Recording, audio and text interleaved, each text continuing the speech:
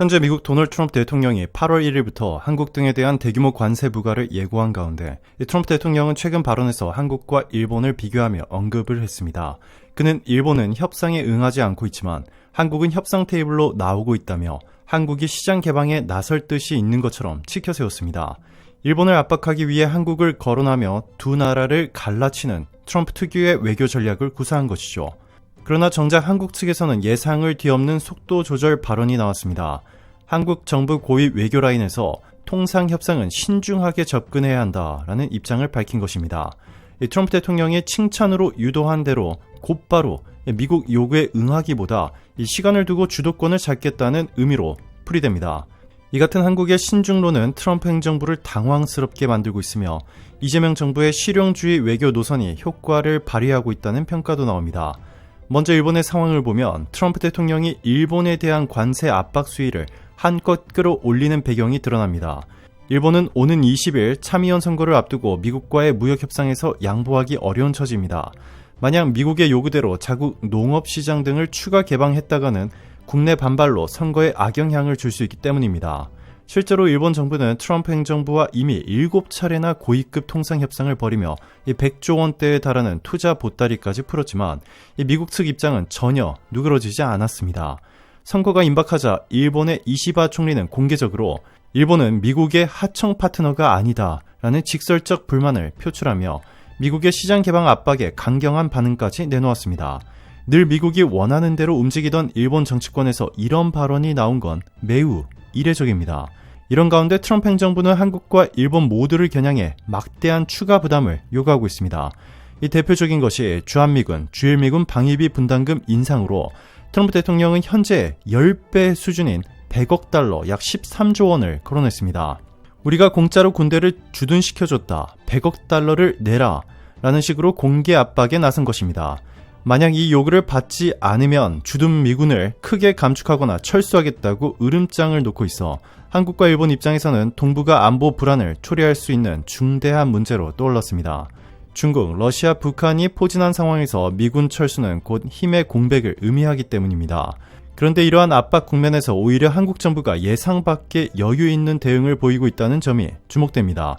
트럼프 대통령은 일본을 비판하는 와중에 한국은 대화 여지가 있다라며 일부러 띄워주는 언행을 했지만 한국 정부는 여기에 둘러서 호응하기보다는 신중 모드를 선언했습니다.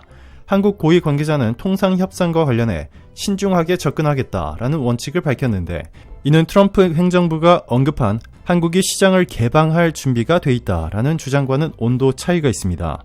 다시 말해 한국이 트럼프 대통령의 달콤한 칭찬에 곧장 말려들지 않겠다는 태도를 공식화한 셈입니다. 일본에서는 트럼프가 한국까지 끌어들여 일본만 관세 폭탄을 맞는 것 아니냐라는 위기감이 나오지만 정작 한국은 성급히 미국과 거래를 서두를 필요가 없다는 분위기입니다. 한국 외교 당국의 이러한 태도 변화는 베트남과 일본의 사례를 면밀히 분석한 결과로 보입니다. 앞서 트럼프 행정부는 베트남과도 관세 협상을 벌였는데 이 미 정치 매체 폴리티코의 보도에 따르면 협상 결과 베트남 측은 11% 관세에 합의하며 보잉 항공기 50대 구매, 30억 달러 상당의 미국 농산물 수입 등 상당한 양보를 했다고 합니다. 그런데도 트럼프 대통령은 협상 후 일방적으로 베트남산에 20% 관세를 부과한다라고 발표해버렸습니다. 베트남 입장에선 믿고 협상 테이블에 나갔다가 이 뒤통수를 맞은 격이어서 큰 충격을 받았죠. 일본 역시 마찬가지입니다. 온갖 정성을 들여가며 협상하고 미국이 원하는 선물을 바쳤지만 돌아온 것은 한국과 똑같이 25% 철강 관세를 뒤집어 쓴 현실입니다. 이처럼 트럼프 행정부의 대외 협상 패턴은 약속보다 일방적인 통보와 번복으로 점철되어 있습니다. 한국이 이번에 서두르지 않겠다는 입장을 보인 것은 바로 이러한 전례들을 교훈삼아 섣불리 양보했다가 나중에 더 큰 손해를 볼 수 있다는 판단 때문입니다. 또 트럼프 대통령의 칭찬 이면의 숨은 전략도 간파하고 있습니다. 트럼프 대통령은 흔히 상대 국가를 이간질하는 수법을 써왔습니다. 한쪽을 칭찬하면서 다른 쪽을 압박해 분열을 꾀하는 것이죠. 캐나다의 사례가 대표적입니다. 그는 과거 G7 정상회의에서 캐나다 총리와 화기애애한 모습을 연출한 직후 돌연 35% 관세 폭탄을 캐나다산 철강에 매겼습니다. 동맹국조차 안심시키고는 바로 경제적 타격을 가한 것입니다. 결국 트럼프의 칭찬은 언제든 칼날로 돌아올 수 있다는 게 국제사회가 학습한 교훈입니다. 한국도 이번에 그러한 함정에 빠지지 않겠다는 것입니다. 실제 외신들은 트럼프가 한국을 띄워주는 전략에 한국이 경계심을 보이기 시작했다라는 분석을 내놓고 있습니다. 이재명 정부의 실용 노선이 이러한 함정 외교에 제동을 거는데 효과적이라는 평가입니다. 게다가 트럼프 대통령의 일련의 조치들이 자충수가 될 수 있다는 전망도 힘을 얻고 있습니다. 무리하게 동맹들에게까지 관세 폭탄을 퍼붓고 방위비 증액을 강요하는 바람에 오히려 유럽 등 다른 우방국들이 등을 돌리는 기류가 나타나고 있기 때문입니다. 실제로 프랑스의 마크롱 대통령은 이제 유럽도 스스로 강해져야 살아남는다라며 미국과 다른 독자 노선을 추구할 뜻을 밝혔습니다. 나토 회원국들은 트럼프의 압박에 일단 방위비 지출을 약간 늘리기로 합의했지만 속내로는 미국을 신뢰하기는 어렵다는 분위기입니다. 캐나다, 영국 등 정통적 동맹도 갑작스러운 관세와 통상 압박을 받자 불만이 커지고 있습니다. 심지어 미국 내부에서도 트럼프 대통령의 과격한 동맹 압박에 제동을 거는 움직임이 있습니다. 미 의회는 주한미군 감축은 한반도 안보 위협을 키울 뿐이라며 2025년 국방수권법에 주한미군 현 수준 유지를 의무화하는 조항을 다시 넣었습니다. 국방부와 의회가 손잡고 대통령의 일방적 주한미군 감축을 막는 안전장치를 마련한 셈입니다.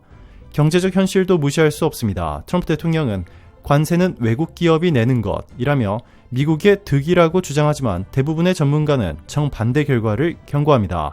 관세는 결국 수입 물가 상승으로 이어져 미국 소비자에게 부담을 전가하고 경제 성장에 찬물을 끼얹습니다. 실제로 관세가 장기화될 경우 미국 GDP가 최대 1% 감소하고 인플레이션이 가중돼 미국이 가장 큰 피해자가 될 것이라는 분석이 나옵니다. 8월 1일 관세 부과가 현실화되면 미국 내 물가 상승과 소비 위축으로 트럼프 행정부도 정치적 타격을 입을 수밖에 없습니다. 이러한 맥락을 알기에 한국 정부는 더욱 서두를 필요를 느끼지 않는 분위기입니다. 괜히 성급하게 트럼프의 요구에 맞춰졌다가 오히려 미국 경제 악화로 정책이 후퇴하면 한국만 양보를 다 떠안는 꼴이 될 수 있기 때문입니다. 차라리 시간을 두고 지켜보며 차분히 대응하는 편이 낫다는 판단입니다. 이처럼 여유 있는 태세 전환으로 한국이 나오자 정작 서두를 사람은 미국이라는 말까지 나옵니다. 실제로 한국 내부 일각에서는 하루빨리 미국과 협상해 관세 폭탄을 피해야 한다라는 의견도 있었지만 상황이 급변했습니다. 미국 정계와 여론이 트럼프 대통령의 전방위 압박에 회의적인 시선을 보내기 시작하면서 협상 주도권이 미국만의 것이 아니게 된 것입니다. 가령 미국 고위 인사들조차 한국은 이미 미국에 많은 투자를 하고 있다. 자동차 공장도 짓고 반도체 공장도 지으니 한국에게 더 뭘 바랄 텐가 라는 말을 할 정도입니다. 베트남이나 일본처럼 무턱대고 성의를 보였다가 낭패보는 사례를 이미 봤으니 한국은 버티면서 협상력을 높이고 있습니다. 한국이 조급해하지 않자 오히려 워싱턴이 당황하고 있다는 분석도 있습니다. 무엇보다 한국은 이번 협상 국면을 국익 극대화의 기회로 활용하려는 조짐입니다. 단순히 미국의 요구사항을 들어주느냐 마느냐 차원을 넘어 아예 한미 간 현안들을 패키지로 얽어 새로운 거래를 시도한다는 것입니다. 그 비장의 카드로 거론된 것이 바로 전시작전 통제권, 전작권 환수입니다. 실제로 최근 위성락 국가안보실장이 미국을 방문한 뒤 브리핑에서 이 통상과 안보를 연계한 패키지 협상에서 주한미군 규모 조정과 전작권 환수 문제가 협상 카드로 활용될 수 있다는 가능성을 내비쳤습니다. 미국이 방위비 분담 증액과 무역 양보를 요구한다면 한국도 그에 상응하는 안보 주권을 가져와야 한다는 논리입니다. 전작권 환수는 유사시 한반도에서 우리 군에 대한 지휘권을 되찾는 것으로 이재명 대통령이 대선 당시 핵심 공약으로 내세웠던 사안입니다. 한미동맹의 틀 안에서 전작권을 돌려받아 완전한 자주국방의 토대를 마련하겠다는 것이었죠. 흥미로운 점은 미국 측도 이 제안을 마냥 거부하지만은 않을 분위기라는 점입니다. 트럼프 행정부 인사들의 발언을 종합하면 오히려 미국은 동맹에 대한 안보 부담을 줄이는 데 관심이 많습니다. 이 트럼프 전임 정부 시절 이미 한국의 미사일 사거리 제한을 완전히 해제해 준 바 있습니다.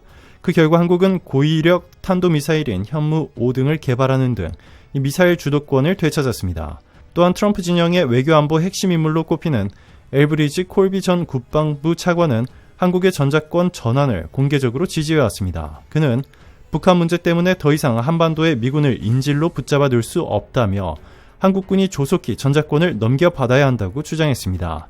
이는 미국이 굳이 모든 걸 책임지지 않고 한국이 스스로 방위를 맡도록 해 미국의 부담을 덜겠다는 의도로 해석됩니다.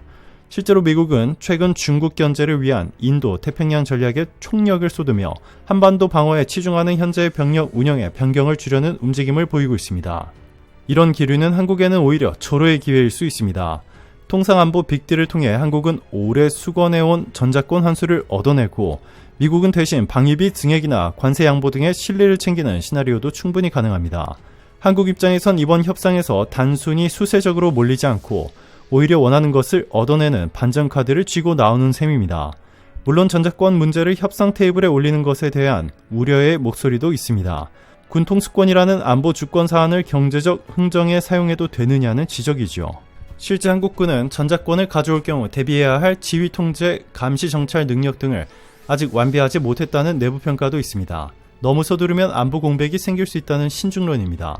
그럼에도 불구하고 이 기회에 전자권을 환수해야 한다는 주장도 만만치 않습니다.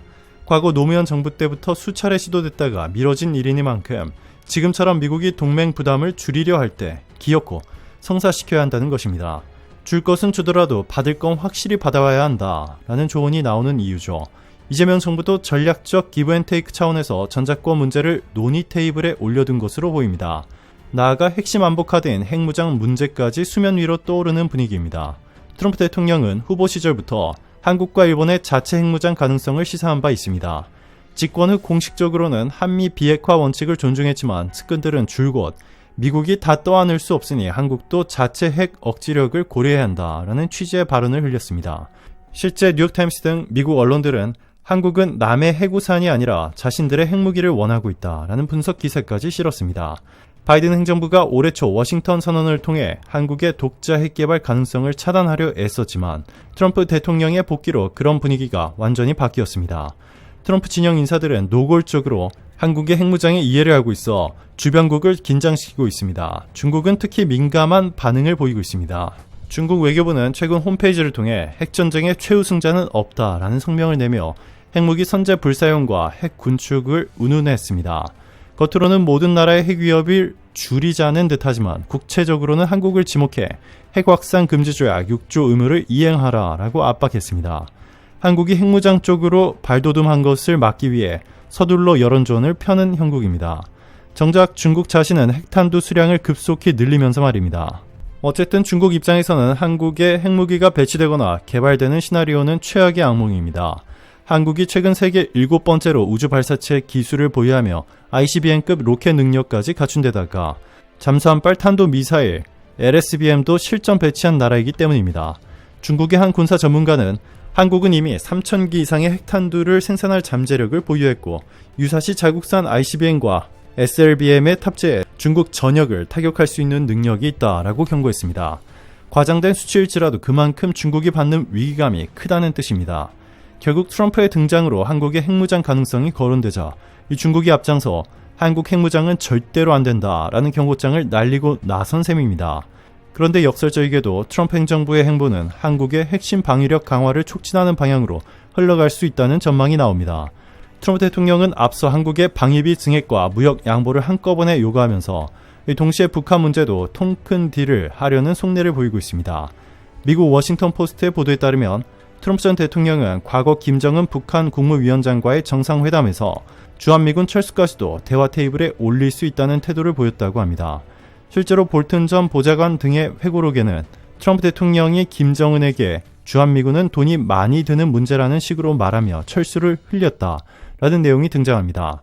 트럼프는 비즈니스 마인드로 동맹을 보기 때문에 한국이 GDP 대비 2.7%로 나토 평균보다 훨씬 많은 국방비를 쓰고 있음에도 만족하지 못하는 사람입니다. 그의 머릿속에는 어차피 한국은 공짜로 우리 도움을 받는 부자나라라는 고정관념이 있습니다. 따라서 2기 행정부가 들어서면 임기 초부터 주한미군 감축이나 철수를 강력히 밀어붙일 가능성이 높다는 관측이 많습니다. 문제는 이렇게 되면 한국으로서도 운신의 폭이 커진다는 점입니다. 아이러니하게 들리겠지만 미국이 극단적으로 동맹 방위 공약을 축소한다면 한국은 오히려 스스로 지킬 수단을 가져갈 명분이 생깁니다. 주한미군이 줄어들면 한국은 독자 핵무장이나 그에 준하는 궁극적 억제 수단을 추구할 가능성이 커집니다.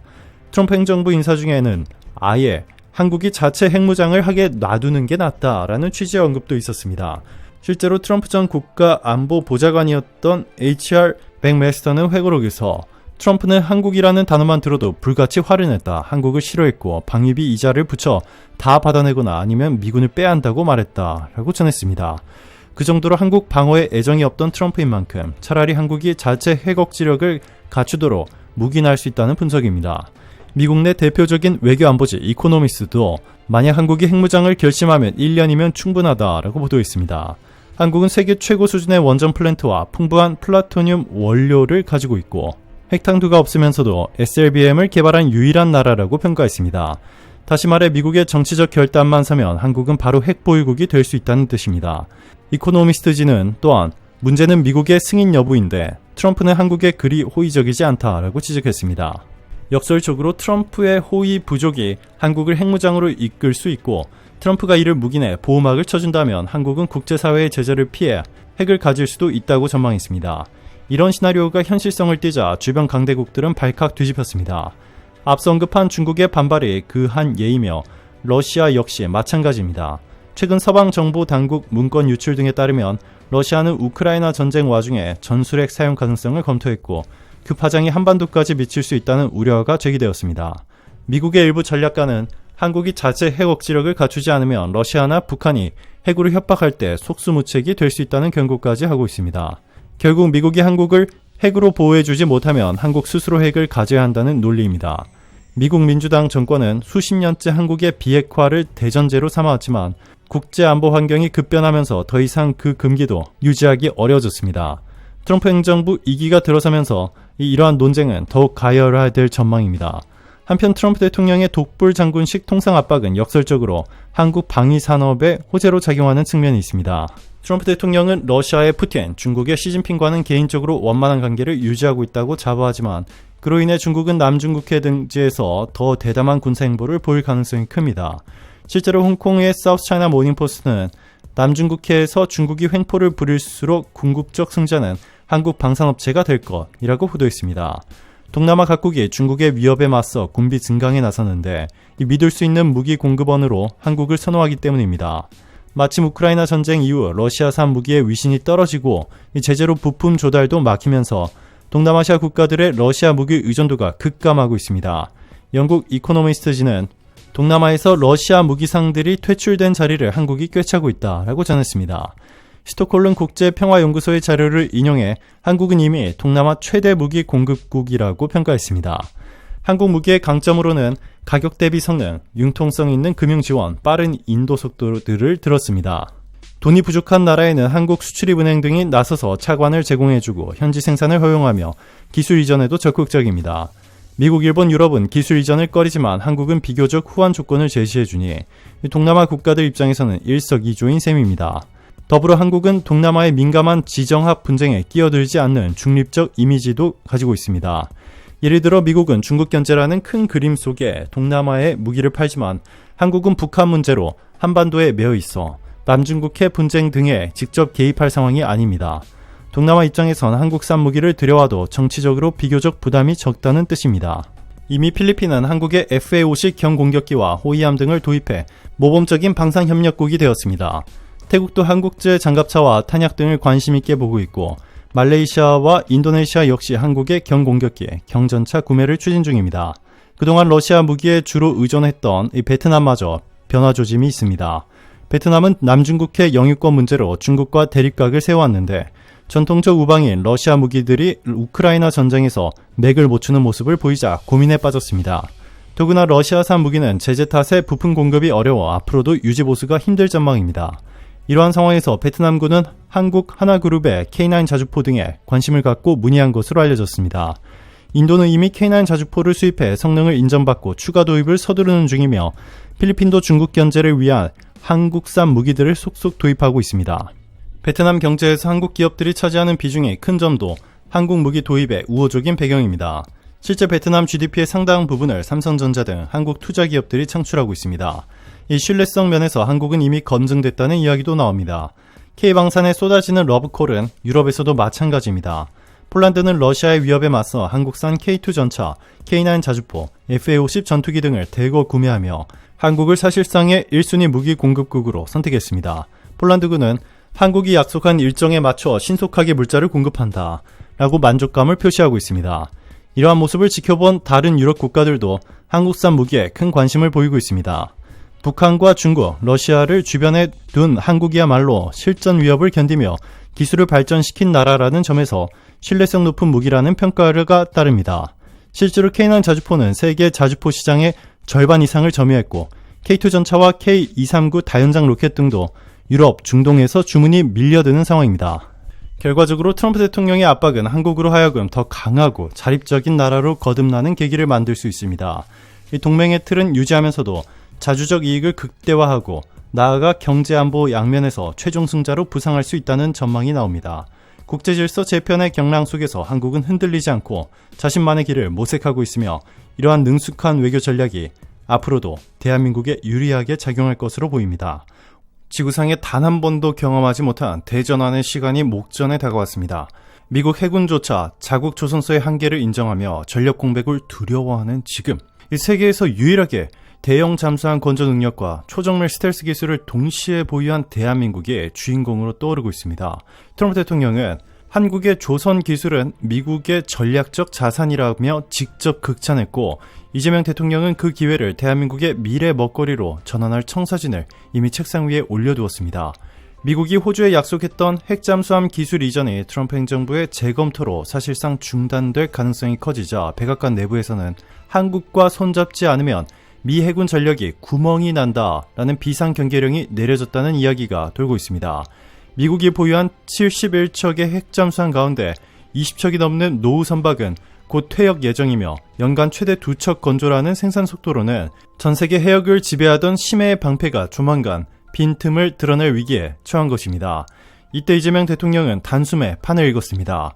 그는 이미 K2 전차, K9 자주포, KF-21 전투기로 검증된 한국형 방산 패키지를 앞세워 미국과 핵잠수함 협력 빅딜을 제안했습니다. 우리가 건조하고 귀국이 핵심 원자로 기술을 이전하라 라는 명쾌한 한마디는 트럼프 특유의 주고받기 본능을 정확히 겨냥한 치트키였습니다. 한국의 인류 영적 기술, 세계 최고 수준의 고만강간 합금, 그리고 반도체급 정밀 전장품을 동시에 공급할 수 있는 나라는 대한민국밖에 없습니다. 미 국방부 산하 회계 분석관들은 한국에 맡기면 건조 속도를 최소 40% 단축할 수 있다라는 내부 보고서를 이미 제출했고, 미 의회 일각에서도 조선 강국 한국과의 협력은 국익에 직결된다라는 초당적 지지가 쏟아지고 있습니다. 이재명 대통령은 이 기회를 핵심 원전 방산 기술의 착취 없는 상호 호혜로 규정하며 우리가 미국을 도와줄 때 미국도 한국의 핵 추진 잠수함 시대를 보장해야 한다라는 당당한 조건을 내걸 수 있는 것으로 알려졌습니다. 이 조건이 왜 파격적인지 감을 잡으려면 미국이 그동안 핵잠수함 기술을 이전한 나라가 1958년 영국 단 한 곳뿐이었다는 역사적 사실을 떠올려야 합니다. 심지어 호주에 약속했던 기술 이전조차 트럼프 정부 출범과 함께 보류될 조짐을 보이는 마당에 한국이 기술 공유를 받아낼 가능성이 현실로 부상했다는 것 자체가 글로벌 군사 외교의 빅뱅이라 할 만합니다.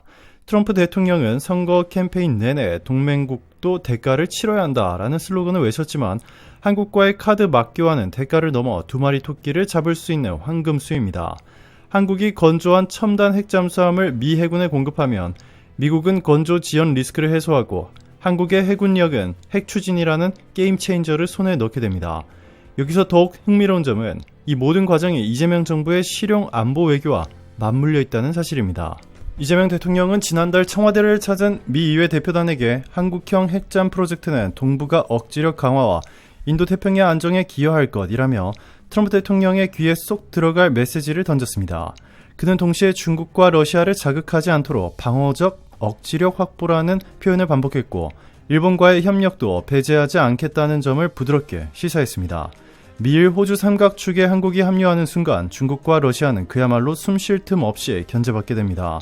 미국 입장에서 한국의 기술을 넘기는 대가로 얻는 지정학적 레버리지는 상상 이상입니다. 더구나 건조는 한국, 배치 운영은 미 해군, 기술은 공동 소유라는 삼위일체 모델은 국제법적 논란에서도 자유롭다는 점에서 미 국무부 역시 긍정 신호를 보내고 있습니다.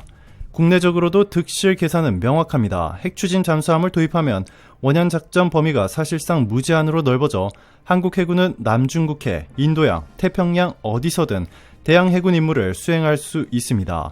기존 디젤 전기 잠수함이 10에서 15일 간격으로 스노클링을 해야 했던 약점을 완전히 극복하게 되며 잠수함 탑재 장거리 순항 미사일 SLBM 개발로 이어지는 자주 국방 로드맵이 한층 앞당겨집니다.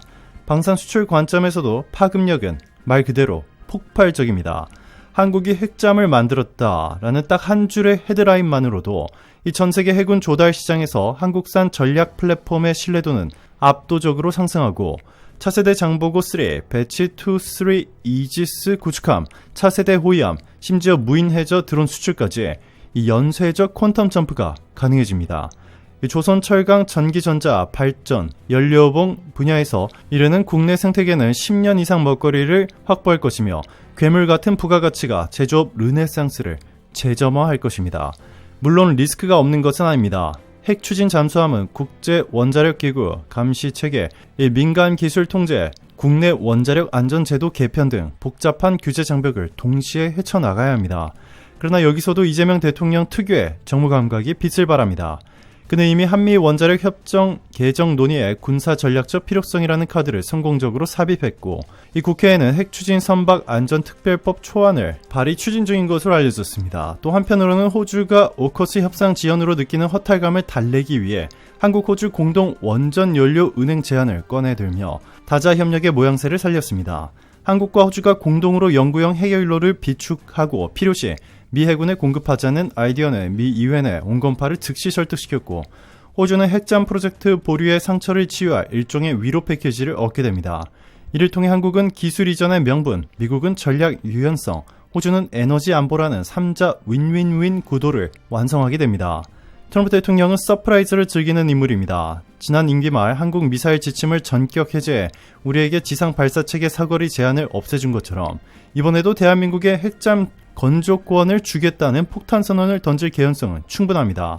그의 기업가식 계산법에 따르면 한국에게 건조를 맡기고 미국이 원자력 노하우를 제공하는 편이 신규 조선소 건설보다 압도적으로 저렴하고 빠릅니다. 여기에 이재명 대통령의 신속 결단 행정력, 제조 현장의 집요한 문제 해결 능력이 맞물리면 이 최초 계약에서 첫 진수까지 걸리는 기간이 5년 이내로 단축될 것이라는 관측도 나옵니다. 이 속도는 과거 미국, 영국 협력 프로젝트에 비해 절반에 불과한 수준입니다. 2030년 초 거대한 태극기가 휘날리는 이 K 누클리어 서브마린이 해상 도크에서 물살을 가르는 그날, 이 전세계 군사 분석가들은 대한민국을 향해 추격자를 넘어선 선도자라는 찬사를 쏟아낼 것입니다. 한편 야당 일각에서는 핵잠 보유가 한반도 긴장을 높일 수 있다는 우려도 나오지만 이재명 대통령은 평화는 준비된 힘에서 태어난다라는 철학으로 답했습니다. 그는 이미 동남아, 유럽, 중동을 아우르는 K방산 외교 라인을 확장했고, 핵 추진 잠수함 도입을 통해 나타날 외교적 파급 효과를 융복합 경제 패키지로 연결할 보관을 갖고 있습니다. 원전 기자재, 리튬 수소 복합 연료전지, 그리고 데이터 센터용 해저 냉각 기술까지 한국은 핵잠 사업 하나로 글로벌 신산업 생태계의 허브를 노리고 있습니다. 국내 일자리 10만 개 창출, 부가가치 100조 원 이상, 국방 R&D 2만 명 고급 인력 수요라는 숫자는 더 이상 신기루가 아닙니다. 이재명 정부가 안 보는 곳 산업이라는 전환적 패러다임을 현실로 바꾸고 있는 것이죠. 지금 서울 여의도와 워싱턴 DC의 한 라인에서는 매일 새벽까지 치열한 계산이 오가고 있습니다.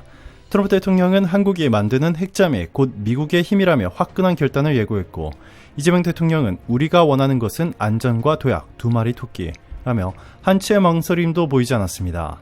만약 이 거대한 협력이 성사된다면 대한민국은 핵잠수함 운영국이자 건조국으로 단숨에 세계 해군사를 새로 쓰게 됩니다. 그 순간 한반도를 둘러싼 전략 지형은 영원히 바뀔 것입니다. 이재명 대통령의 실용 외교와 압도적 기술력으로 국익을 극대화한다라는 선언은 더 이상 구호가 아닌 실제 역사의 한 페이지가 되는 것입니다. 그리고 우리는 눈앞에서 벌어질 핵 추진 코리아의 시대를 세상이 부러워할 만한 가장 화려한 출항식으로 맞이하게 될 것입니다. 대한민국의 바다는 이제 단순한 영해가 아니라 미래를 향해 무한히 확장되는 전략자산 그 자체가 되는 것입니다. 이뿐만이 아닙니다. 미국 주요 언론들은 한국이 너무나 부럽다며 이재명과 트럼프를 비교하는 기사를 대서특필하며 대대적으로 보도하는 초유의 사태가 일어났는데요. 워싱턴 포스트는 한국판 트루먼 쇼크라며 이재명 대통령이 트럼프 대통령과의 통상 담판을 앞두고 보여준 기업 프렌들리 정격 행보에 전 세계가 충격을 받았다고 전했습니다. 영국 파이낸셜 타임스도 이재명은 한국 재계의 핸들뿐만 아니라 워싱턴의 패를 읽어내는 카드샤프라며 정의선, 구강모와의 깜짝 만찬을 트럼프식 딜메이킹에 맞선 창의적 역공이라고 평가했습니다. 블룸버그 통신은 현대 LG가 약속한 50조 원대 미국 현지 투자가 미국 일자리 창출의 키플레이어로 한국을 각인시켰다면서 이재명 효과가 아니면 불가능한 속도라고 분석했습니다. 특히 CNBC는 트럼프가 관세 폭탄으로 한국을 압박했지만 이재명은 이를 투자 일자리 폭탄으로 역전시켰다고 보도했습니다. 프랑스 르몽드는 과거 어느 한국 정상도 대미 협상장에서 이토록 공세적으로 이익을 가져간 적이 없다라며 한국판 실용 외교의 결정판이라고 극찬했습니다. 독일 슈피겔은 이재명은 자동차, 배터리 방위 산업을 한 테이블에 올려 미국 경제와 안보 두 축을 동시에 포획했다라며 메르켈 이후 보기 드문 3D 체스 플레이어라고 서술했습니다. 외신들이 주목한 대목은 속도입니다. 투자 계획 수립부터 대통령 만찬, 부총리, 산업장관의 미국행 결정까지 72시간도 걸리지 않았다는 것이죠. 일본 니온 게이자이는 한국 대통령이 아니라 글로벌 CEO라며 트럼프의 관세 트윗이 겨우 12시간 만에 한국판 투자 챌린지로 변모했다라고 놀라움을 표현했습니다. 나스닥 전문지 베런스는 한국 증시는 이재명 리더십 프리미엄으로 새로운 안전자산이 됐다며 삼성, LG, 현대차 주가 급등을 헤드라인으로 올렸습니다. 케임브리지대 국제정치연구소는 긴급 분석 노트를 통해 이재명은 관세 이퀄 투자라는 파격적 방정식으로 패권국의 압박서사를 재정의했다라며 한국은 동맹국 중 유일하게 공격적 친기업 정책으로 트럼프의 보호무역을 무력화했다라고 진단했습니다. 이에 대해 워싱턴 싱크탱크 CSIS는 관세 갈등의 승자가 미국도 중국도 아닌 한국일 수 있다는 시나리오가 현실화되고 있다라고 평가했습니다. 스위스 다보스 포럼 관계자는 이재명 대통령은 사우스코리아를 글로벌 밸류체인 스프링보드로 재포지셔닝했다며 내년 포럼의 주연은 단연 한국이라고 밝혔습니다. 세계가 놀라고 시장이 환호합니다. 이재명 대통령의 전략은 관세를 기회로 압박을 레버리지로 바꿔놓았습니다. 외신들은 한 목소리로 말합니다. 이번 판의 실질적 승자는 한국이며 그 중심에는 이재명 대통령이 있다는 사실입니다. 트럼프 대통령의 관세 폭탄 예고에 전 세계가 들끓고 있습니다. 한국의 주요 대기업들은 미국에서 투자금을 회수하는 특단의 초강수 검토를 하고 있다는 소식까지 나오는데요. 한국 기업들이 만약 이렇게 자금을 걷어들이면 미국 경제에도 상당한 충격을 줄 것이라는 경고가 제기됩니다. 도대체 왜 한국의 영향력이 이렇게 클까요? 이러한 가운데 이재명 정부의 외교 전략이 이번 사태 신의 한 수가 될 거라는 전망도 나오고 있습니다. 우선 한국 사례를 보기 전에 트럼프 대통령의 관세 폭주는 유럽의 강력한 반격을 불러일으키고 있습니다. 트럼프는 전 세계를 상대로 관세 압박을 퍼부으며 더 큰 경제권일수록 스스로 시장을 개방해야 한다. 그렇지 않으면 미국을 불공정하게 대한 대가로 공정한 관세를 물리겠다라고 호언장담했죠. 미국 측은 동맹국조차 예외 없이 높은 관세를 부과하겠다는 강경 입장을 공개적으로 밝혔습니다. 월스트리트저널에 따르면 미국은 대부분의 유럽산 제품에 기본 15% 이상의 관세를 요구하고 있다고 합니다. 불과 얼마 전까지만 해도 EU 측 통상 책임자가 10% 관세를 기준으로 절충을 모색했지만 트럼프 대통령은 돌연 소셜미디어에 30% 관세를 예고하는 서한을 올리며 판을 뒤엎었습니다. 약속을 밥 먹듯 뒤집는 이러한 예측 프로 행보는 단순한 협상 전략을 넘어 트럼프 특유의 의사결정 방식임을 보여줍니다. 실제로 트럼프 대통령은 베트남과 협상 테이블에서 11% 관세로 합의해 놓고도 정작 백악관에 돌아가서는 20% 관세를 제멋대로 발표해버린 전례가 있습니다. 보통은 실무진 협상이 끝나면 그대로 확정되는 법인데 트럼프 시대에는 참모들이 협상을 마무리하고 와도 대통령이 SNS 한마디로 뒤엎어버리는 것입니다. 캐나다의 경우에도 G7 회의에서 적정 관세 수준에 합의했다가 돌아서자 트럼프가 35% 관세를 매겨버려 상대를 아연실색하게 만들었습니다. 이처럼 무모해 보이던 트럼프의 관세 폭주에 마침내 유럽연합도 본격적인 반격 준비에 나섰습니다. 처음엔 조기 타결을 선호하던 독일마저 이 프랑스 등 강경파 국가들과 보조를 맞추기 시작했는데요. 미국이 자동차 관세를 그대로 두는 데다 제약 품목의 최대 100% 관세까지 검토한다는 소식이 알려지자 그간 미국 편을 들던 독일도 이 등에 칼을 맞은 듯 즉각 입장을 바꿨습니다. 유럽연합 집행위원회는 미국이 정한 8월 1일 협상 시한을 앞두고 구체적인 보복카드를 만지작거리고 있습니다. 이유는 디지털 서비스에 대한 규제를 강화하고 미국 기업의 유럽 공공조달 시장 진입을 제한하는 한편 항공기, 위스키, 땅콩, 버터 등 약 1,000억 달러 규모의 미국산 수입품의 관세를 부과하는 방안을 준비 중입니다. 유럽연합 측은 아직 당장 보복 조치를 발동하지는 않겠다고 밝혔지만 최후의 수단인 안티코어션, 이 경제적 강입 대응법 발동 가능성까지 검토하고 있습니다. 이 안티코어션법은 EU가 외부의 경제적 압박에 맞서 처음으로 사용을 검토하는 제재 수단으로 이 경제 보복에는 경제 보복으로 맞설 수 있다라는 EU의 이 강력한 무기입니다. 하루 평균 교역 규모가 50억 달러에 달하는 미국 EU 간 충돌은 글로벌 공급망에도 큰 파장을 미칠 중대 변수로 전망됩니다. 게다가 유럽뿐만 아니라 브라질, 일본 등 여러 나라들도 이 트럼프의 관세 정책에 공개적으로 반기를 들고 있습니다. 그동안 미국에 맞춰주던 글로벌 기조가 이제는 정면 대응으로 급변하고 있는 것입니다. 이제 미국을 뺀 국제사회 전체가 트럼프의 관세 횡포에 집단 반발하고 있다고 해도 과언이 아닙니다. 이런 가운데 한국에서도 전 세계를 깜짝 놀라게 할 움직임이 감지되고 있습니다. 바로 미국에 대한 한국 기업들의 투자 회수설인데요. 미국의 제조업 투자를 가장 많이 해온 나라가 한국인데 정작 한국 기업들이 그 투자금을 걷어들일 수 있다는 전망이 나오고 있습니다. 이 글로벌 경제 불안 속에서 대한민국 재계의 고심도 깊어지고 있습니다. 이 8월 1일로 예정된 한미 상호관세 유예 시한을 앞두고 미국 측 요청에 따라 국내 주요 대기업들은 미국 내 추가 투자 계획안을 마련하느라 분주한 상황이라고 합니다.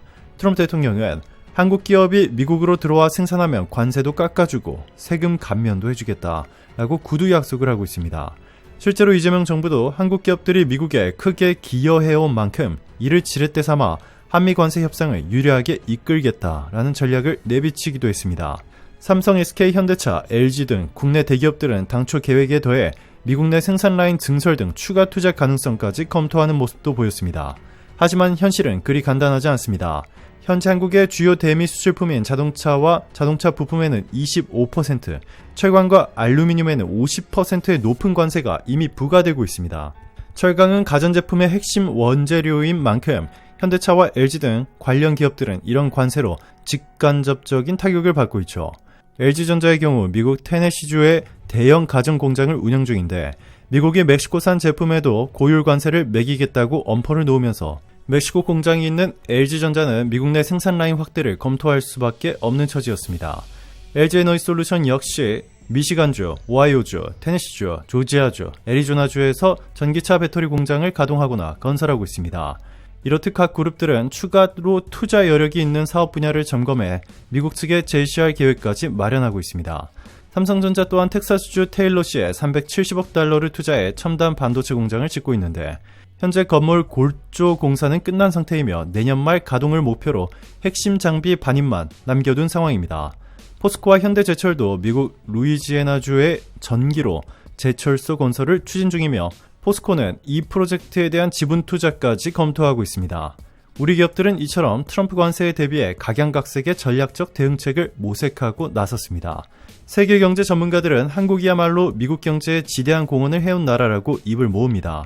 그만큼 트럼프 입장에서도 한국의 투자에 만족할 법하다는 것입니다. 또한 한국 기업들의 행보는 전 세계 다른 기업들에게도 상당한 영향을 미치고 있습니다. 일본과 대만 등 아시아 경쟁국들은 한국 기업들과 겹치는 분야가 많고 이 독일, 프랑스 등 유럽도 미국 시장에서 한국에 밀릴까 경계하고 있기 때문에 한국의 움직임 자체를 예의주시하고 있죠. 그런데 정작 한국 내부에서는 더 이상 미국 투자 확대가 어렵다는 하소연이 나오고 있습니다. 이 재계한 관계자는 지금 한국 기업들 입장에선 대규모 추가 투자는 여력이 안 된다고 토로했습니다. 사실 현대차 그룹만 해도 2028년까지 210억 달러, 우리 돈 30조 원에 달하는 미국 투자 계획을 이미 발표해 놓은 상태입니다. SK그룹 최태원 회장 역시 조건만 좋다면 투자를 마다할 이유가 없다면서도 지금까지 한국은 미국에 워낙 많은 투자를 해왔고 현재 미국에 가장 많이 투자하는 나라이기도 하다라며 이제는 침착하게 대응할 필요가 있다고 언급했습니다. 한마디로 한국 기업들은 이미 미국에 할 만큼 했다는 것입니다. 무엇보다 기업들이 추가 투자에 신중한 것은 자금 부담 때문만이 아닙니다. 트럼프의 예측 불가능한 행보와 바이든에 이어 이 정책이 일관성 없이 뒤바뀌는 상황에서 미국 정부의 약속을 믿기 어렵다는 인식이 세계 전반에 퍼지고 있기 때문입니다. 이 정부가 오늘 한 약속을 내일 뒤집어버리니 이 기업 입장에선 장기 계획을 세우기가 불가능해진 것이죠. 약속을 밥 먹듯 어기는 미국의 분위기는 기업들에겐 투자 결정을 가로막는 이 최대 불안 요소로 자리 잡았습니다. 앞서 언급했듯 트럼프 전 대통령은 베트남과의 관세 협상에서 이 실무진이 합의한 내용을 하루아침에 뒤엎고 20% 관세를 매기면서 예측 불허의 대명사로 불리게 되었고, 이러한 형태는 미국 정치권에서조차 거센 비난을 받았습니다. 미국 정치 전문 매체인 폴리티코는 미국 정부의 행보가 갈수록 예측 불가능해지고 이 신뢰도는 하락하고 있다라고 꼬집었습니다. 바이든 정부에서 트럼프로 정권이 넘어오며 정책이 손바닥 뒤집히듯 바뀐 점도 기업들에겐 큰 리스크가 되었습니다. 애초에 한국이 미국의 배터리와 반도체, 자동차 공장을 짓도록 만든 것은 바이든 대통령의 인플레이션 감축법과 반도체 지원법 같은 정책이었는데, 이 정권이 바뀌자 트럼프는 마치 그 약속이 없었던 양 대기업들에 대한 보조금 지급을 취소하겠다는 뜻을 내비친 것입니다. 한국이 그렇게까지 미국에 협력하고 투자를 해줬는데 이 트럼프는 여전히 관세 폭탄과 이 방위비 10배 증액을 입버릇처럼 요구하고 있습니다. 이렇다 보니 한국 재계에서는 지금 아무리 큰 돈을 들여도 나중에 언제 뒤통수를 맞을지 모른다라는 냉정한 인식이 확산되었습니다.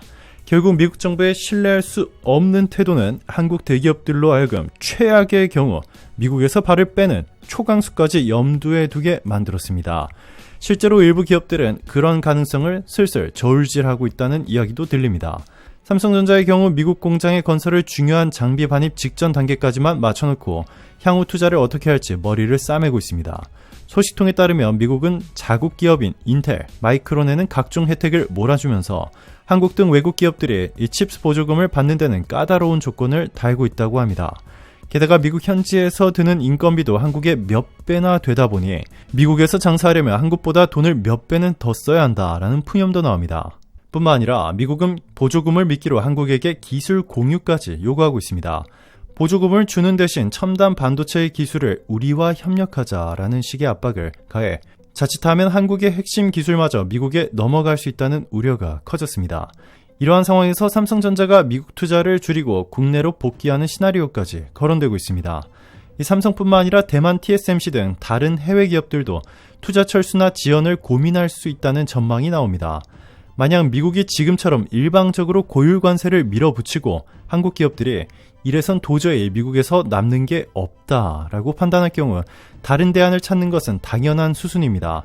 실제로 기업들은 한 나라의 정책 리스크가 크면 생산 거점을 다른 곳으로 분산시키는 게 상례입니다. 트럼프의 임기만 잘 견디며 다음에는 정책 기조가 바뀔 거라는 기대감도 있습니다. 게다가 트럼프 본인도 아직 관세 폭탄의 역풍을 실감하지 못한 상황입니다.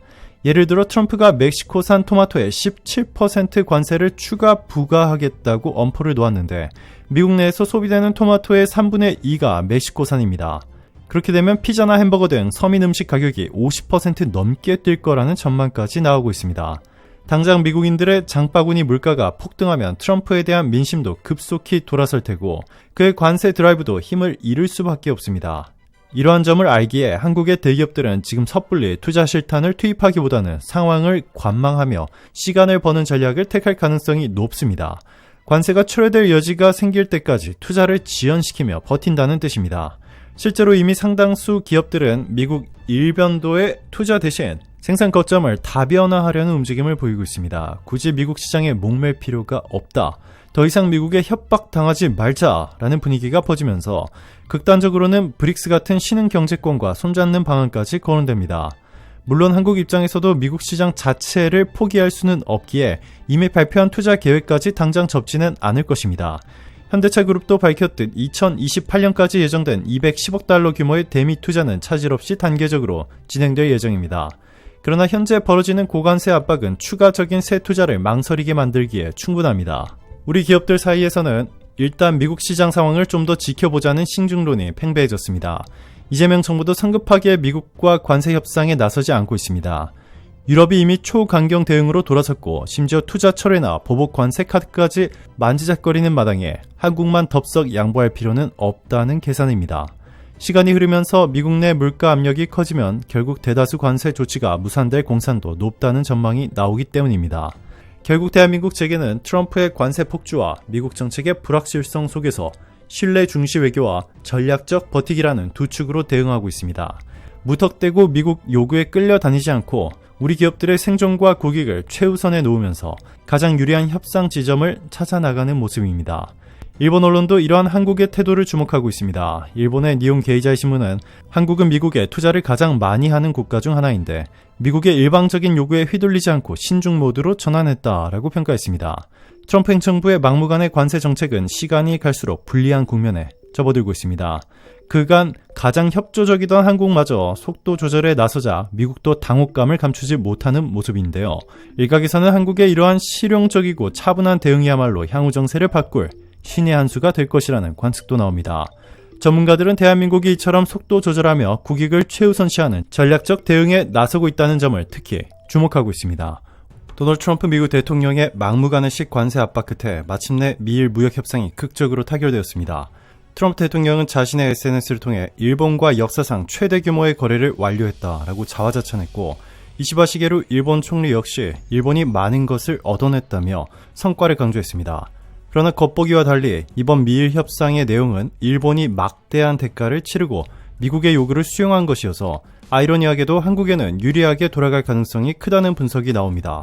미일 정상회담에서 양국 정상이 환하게 웃으며 악수하는 모습입니다. 트럼프 대통령은 일본에 대한 상호관세 인상을 25%에서 15%로 낮추는 데 합의했다고 전격 발표했습니다.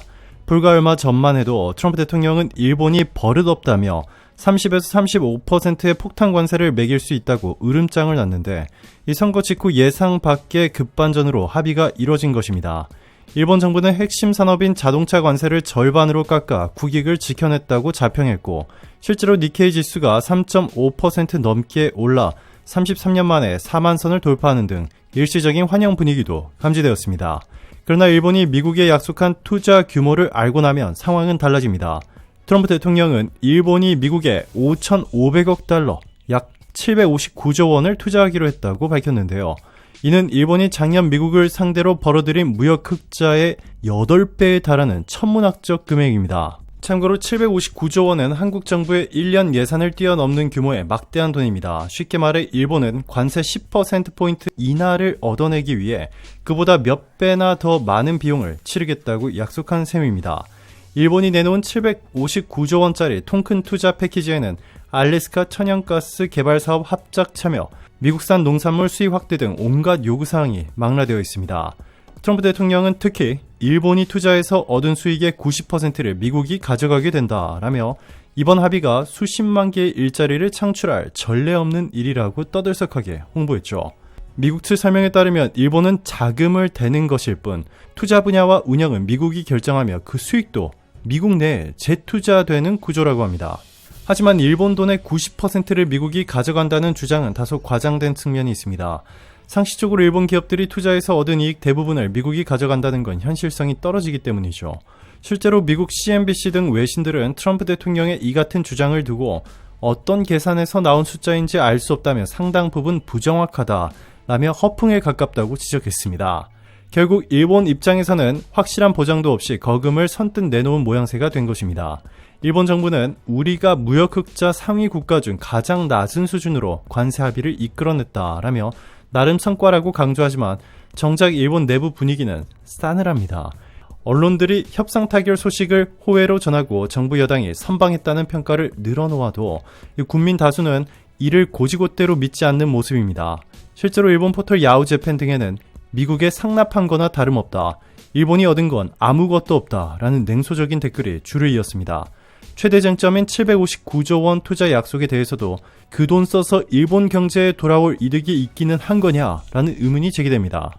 일본 종합연구소의 이시카와 토모이사 수석연구원은 관세율 15% 정도면 일본 경제에 큰 타격은 없겠지만 미국의 대중국 압력에 일본이 휘말릴 가능성을 경계해야 한다라고 지적했습니다. 또한 일본 경제지 이코노미스트는 5,500억 달러 투자라는 숫자의 성격이 중요하다. 일본 정부가 미국 국채 매입 등에 나선다면 일본 경제에 잠재적 위험이 될 수 있다라고 분석했습니다. 요컨대 무턱대고 거액을 퍼주었다가 자칫 우리만 손해보는 것 아니냐는 불안감이 일본 사회에 깔려있는 것입니다. 더 큰 문제는 이렇게 약속한 투자와 시장 개방이 실제로 얼마나 이행될지 불투명하다는 점입니다. 트럼프 대통령은 마치 당장 걷어낼 전리품처럼 자랑하지만 정작 합의 내용은 구체성이 떨어져 자칫 말의 성찬으로 끝날 가능성이 있습니다. 과거 사례를 봐도 그러합니다. 아베 신조 전 일본 총리는 2017년 트럼프 전 대통령과 정상회담을 한 뒤에 미국에 7개 공장을 지어주겠다고 약속했지만 결국 하나도 실현되지 않았습니다. 이번에도 이시바 총리가 처음에는 1450조 원 규모의 선물 보따리를 풀 것처럼 요란하게 홍보했으나 막상 뚜껑을 열어보니 발표된 합의액은 절반 수준인 759조 원으로 줄었습니다. 그마저도 어떻게 실행할지에 대한 청사진은 전무한 상태입니다. 알래스카 LNG 합작사업 참여도 발표만 되었을 뿐 일본 정부 관계자는 구체적인 내용은 확인 중이라며 아직 정해진 것이 없다고 밝혔습니다.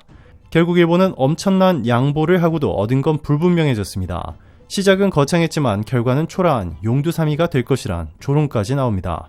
아이러니하게도 일본의 통큰 양보 덕분에 정작 일본 경제에 미치는 직접적인 타격은 크지 않을 전망입니다. 쌀 시장 개방의 경우에도 일본은 기존에 설정된 무관세 수입 물량 내에서 미국산 쌀 비중만 조금 늘리는 선으로 조율해 국내 농가 피해를 최소화했습니다.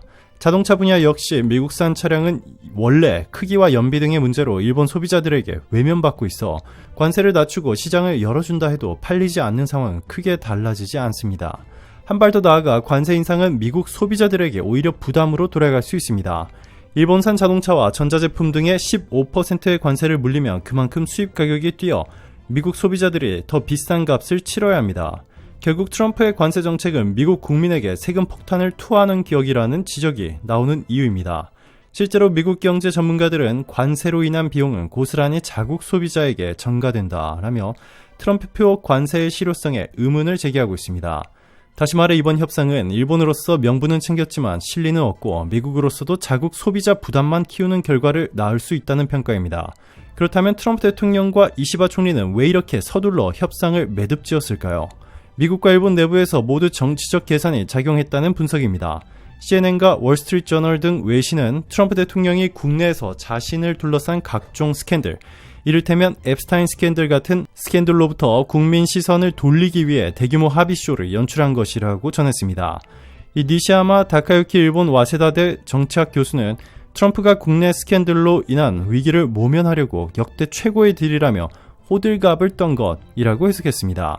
정작 협상 실속은 부족한데도 트럼프 대통령이 허황된 수치를 내세워 자화자찬한 것은 자신의 약점을 가리기 위한 국내형 퍼포먼스였다는 것입니다. 일본에서도 마찬가지입니다.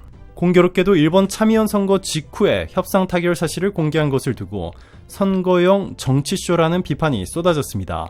이 사라토리 히로시 와세다대 교수는 식량 안보의 상징이던 쌀 시장을 개발하는 중대한 변화를 선거 직후에 발표한 것은 국민을 기만한 행위라고 질타했습니다.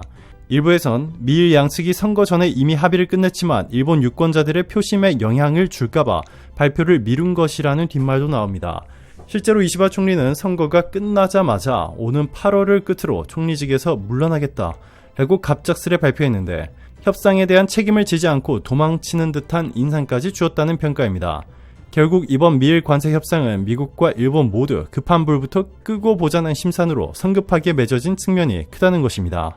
이처럼 일본이 서둘러 양보를 쏟아낸 덕분에 상대적으로 한국은 한숨 돌리며 유리한 고지를 점할 수 있게 되었습니다. 실제로 이재명 정부는 그동안 한미 관세 협상에서 일본 측 상황을 면밀히 주시하며 서둘러 합의하지 않는 전략을 취했습니다. 일부 국내 언론과 정치권에서는 한국이 미국에 찍혀 곤란해졌다, 한국만 왕따 당하고 있다 라는 등 호들갑 섞인 비판도 나왔지만 급할수록 돌아가라는 격언처럼 서두르지 않는 것이 오히려 신의 한 수가 되었다는 평가가 나오고 있습니다. 국내 온라인에는 일본이 먼저 총대를 메고 한국은 실리를 챙겼다라는 우스갯소리까지 나올 정도입니다. 일본이 급히 합의를 본 덕분에 우리로서는 객관적으로 판을 분석할 시간을 벌었고 무엇을 양보하고 무엇을 지켜야 할지 더욱 명확해졌기 때문입니다. 이제 일본과 미국이 거래를 마쳤으니 한국도 본격적으로 협상 채비를 서둘러야 합니다. 마침 오는 25일 워싱턴에서 한국 측 구현철 경제부 총리와 여한구 통상교섭본부장이 미국 측 재무장관과 무역대표부 대표를 만나 2+2 통상협의를 열 예정입니다. 정부 관계자는 일본의 협상 결과가 중요한 기준점이 된다며 회담에 앞서 우리가 제시할 조건들을 다시 점검하고 있다라고 전했습니다. 대통령실 역시 우리 정부도 국익을 최우선으로 미국과의 협의에 임할 예정이라며 일본 사례를 면밀히 참고하고 있다고 밝혔습니다. 물론 미국이 우리에게 내밀 요구사항도 만만치 않을 전망입니다. 이미 미국은 한국에도 일본에 준하는 규모인 4천억 달러 약 550조 원 투자 펀드 조성을 요구한 것으로 알려졌습니다. 실제로 하워드 로튼이 미 상무장관은 최근 여항구 본부장을 만난 자리에서 일본의 사례를 거론하며 한국도 비슷한 수준의 대미 투자를 약속해달라고 압박했다고 합니다. 일본이 759조 원짜리 선물을 안겼으니 한국도 그에 상응하는 보따리를 풀라는 압박인 셈인데 우리로서는 쉽지 않은 숙제입니다. 다만 전문가들은 한국이 굳이 일본만큼 퍼줄 필요는 없다고 말합니다. 일본은 자동차 관세 폭탄을 피하기 위해 큰 비용을 치렀지만 한국은 최대한 적은 양보로 비슷한 효과를 내도록 협상해야 한다는 것입니다. 예를 들어 한국무역협회 장상식 원장은 일본이 협상력이 떨어진 상태에서 양보를 많이 한 듯하다라며 한국은 디지털 분야 등에서 양보하고 일본만큼은 아니지만 대미 투자 등으로 트럼프 맞춤형 협상을 해야 할 것이라고 조언했습니다. 실제로 미 무역대표부 출신 마이클 비먼 역시 한일 양국 모두 최종 관세율이 15에서 18% 선에서 결정될 것이라고 내다봤는데 일본이 예측대로 15%로 결정된 만큼 한국도 이 범주를 크게 벗어나지 않을 것이라는 관측입니다. 결국 관세율은 비슷한 수준에 수렴할 가능성이 크기 때문에 나머지 부문에서 일본보다 더 유리한 조건을 이끌어내는 지혜가 필요합니다. 당장 거론되는 것은 알래스카 LNG 사업 참여와 추가 대미 투자 발표입니다. 우리도 일본처럼 대규모 대미 투자 계획을 발표해야 하는 상황을 맞을 수도 있습니다. 그러나 꼭 새로운 돈을 쏟아부을 필요는 없다는 의견이 많습니다. 이미 삼성전자, 현대차, SK 등 우리 기업들이 미국 현지에 수십조 원대 투자를 진행 중인 만큼 앞으로 몇 년간 예정된 투자 계획을 긁어모아 향후 1천억 달러 투자, 이런 식으로 발표하면 충분히 큰 숫자를 만들 수 있다는 것입니다. 예컨대 삼성전자의 미국 파운드리 공장 증설, 현대차의 전기차 공장 건설, SK의 배터리 공장 신설 등의 향후 투자할 금액을 합치면 수백 달러가 훌쩍 넘습니다. 이렇게 이미 계획된 투자를 포장해 제시하면 새로운 부담 없이도 트럼프 대통령이 원하는 그럴듯한 그림을 그려줄 수 있습니다. 설령 거창한 액수를 약속하더라도 나중에 경제 여건이나 사업성이 변하면 기업들이 계획을 슬그머니 변경하거나 연기하면 그만입니다. 어차피 트럼프든 바이든이든 약속은 제대로 지키지 않는 일도 비일비재했던 만큼 우리도 굳이 필요 이상의 양보를 실물로 이행할 이유는 없다는 계산입니다. 한편 트럼프 대통령은 오는 8월 1일부터 한국과 유럽을 포함한 여러 동맹국에 상호관세 부과를 시작하겠다고 예고한 상태입니다. 하지만 이를 실제로 강행할 경우 피해를 보는 쪽은 미국 자신이 될 가능성이 높다는 지적이 나옵니다. 관세 인상이 불러올 수입 물가 상승이라는 부메랑이 미국 경제를 가격할 수 있기 때문입니다. 당장 관세 발효 시 미국에서는 물가가 오르고 소비가 위축되어 트럼프 대통령에게 정치적 악재로 작용할 수 있습니다. 공화당도 선거에서 국민들의 심판을 받을 위험이 있습니다. 결국 트럼프 행정부도 무작정 관세 폭탄을 밀어붙이진 못할 것이라는 전망이 힘을 얻고 있습니다. 이미 한국 재계에서는 미국의 이 같은 일방적 압박이 지속되면 현지 투자 철수까지 고려해야 한다는 우려도 나옵니다. 삼성전자를 비롯해 현대차, SK 등 주요 기업들은 미국 공장 증설 계획을 재검토하거나 생산 거점을 한국이나 다른 나라로 돌리는 방안까지 만지작거리고 있습니다. 미국이 일방적인 고율 관세로 사업 환경을 악화시킨다면 차라리 최소한의 손실로 철수하고 국내 생산을 늘리거나 더 우호적인 국가로 눈을 돌릴 수 있다는 경고입니다. 전문가들은 관세를 앞세운 압박이 장기화할수록 결국 미국 경제에 부정적 영향이 더 크다며 한국은 조급해하지 말고 국익을 최우선으로 차분하게 대응해야 한다고 강조합니다. 이미 우리 정부는 이러한 맥락을 정확히 짚어내 실용적인 외교 전략을 펼치고 있습니다.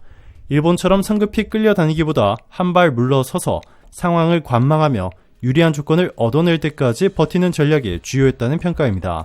이제 곧 시작될 한미 관세 협상에서 한국이 어떻게 지혜롭게 미국의 요구를 조율하고 일본 이상의 성과를 거둘지 귀추가 주목됩니다. 이미 유럽연합 등 다른 동맹국들도 한국의 협상 결과를 예의주시하고 있는 만큼 우리의 전략적 대응이 향후 국제 통상 판도를 가르는 리트머스 시험지가 될 것이란 전망도 나옵니다. 결국 마지막에 웃는 쪽은 한국이 될 것이라는 기대마저 나오고 있는데요. 그 어느 때보다 치열한 통상 외교전 속에서 한국의 침착한 전략이 최상의 결과를 이끌어내길 국민들은 한껏 기대하고 있습니다. 미국 블룸버그 통신 보도에 따르면 트럼프 행정부는 한국에도 일본과 유사한 조건의 무역 협상을 요구하고 있습니다.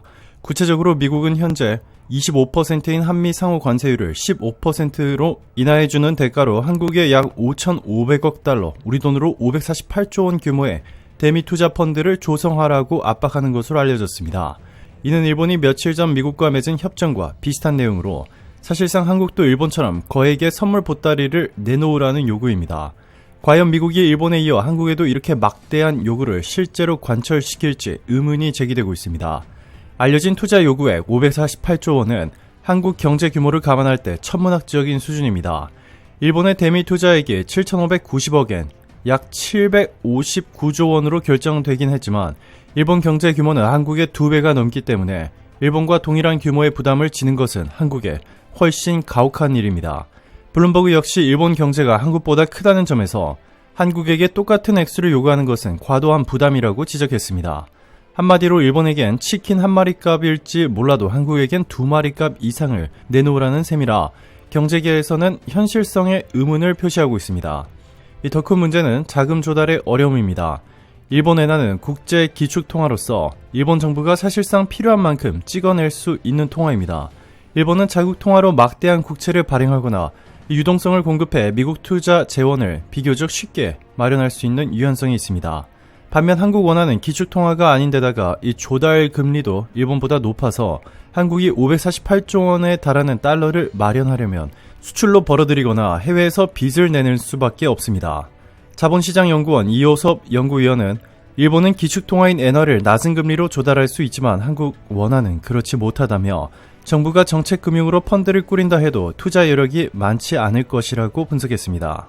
결국 일본처럼 돈을 찍어낼 수도 없는 한국 입장에선 외환 보유액을 축내거나 국채 발행을 통해 빚을 내서 달러를 조달해야 한다는 뜻이며 이는 국가 금융 안정성 측면에서도 상당한 부담이 됩니다. 만약 미국의 압력대로 추가로 수백조 원대의 대미 투자를 억지로 약속한다면 한국 경제에 미칠 파장도 우려됩니다. 현재 삼성전자, 현대차 등 국내 주요 기업들은 이미 미국에 대규모 투자를 진행 중이며 앞으로 몇 년간의 투자 계획도 발표한 상태입니다. 이런 상황에서 계획이 없던 수백조 원의 추가 투자를 강행하면 기업들의 부담이 가중될 것은 불보듯 뻔합니다. 실제 한 대기업 임원은 지난 6개월간 짜낼 만큼 짜냈다.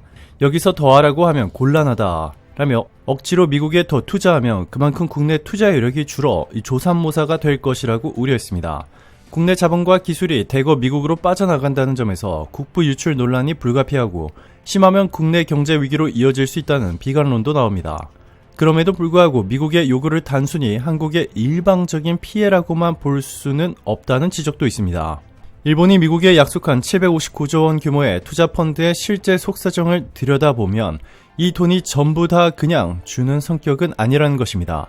스콧 베센트 미 재무장관은 일본과의 합의 내용을 설명하면서 경제 개방, 미국이 수익의 90%를 차지하는 5,500억 달러 규모의 공동 파트너십, 그리고 일본산 모든 제품에 15% 관세 부과 등 세 가지 요소가 포함됐다라고 밝혔습니다. 여기서 말하는 5,500억 달러 파트너십이 바로 일본의 대미 투자 펀드로 미국이 투자 대상과 방향을 결정하고 그 수익의 90%를 가져가는 구조입니다.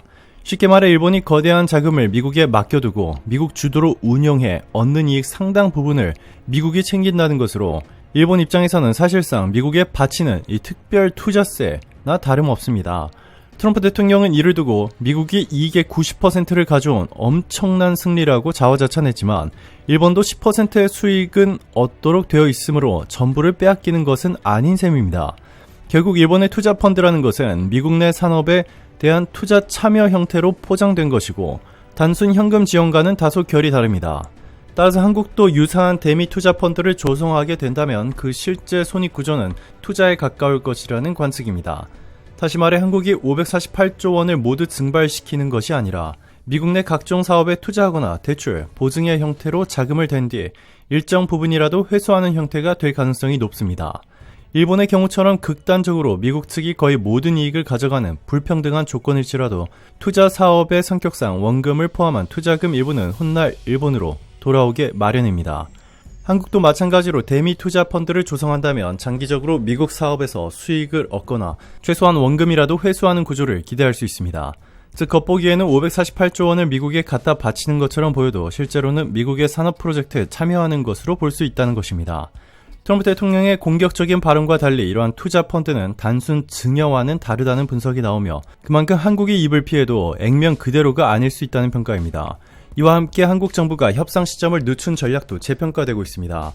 일본은 미국과의 협상을 서두르며 쌀, 자동차 시장 개방 확대, 보잉 항공기와 미국산 농산물 구매 등 각종 선물을 보따리째 안겨주고서야 겨우 관세율 15% 합의를 받아냈습니다.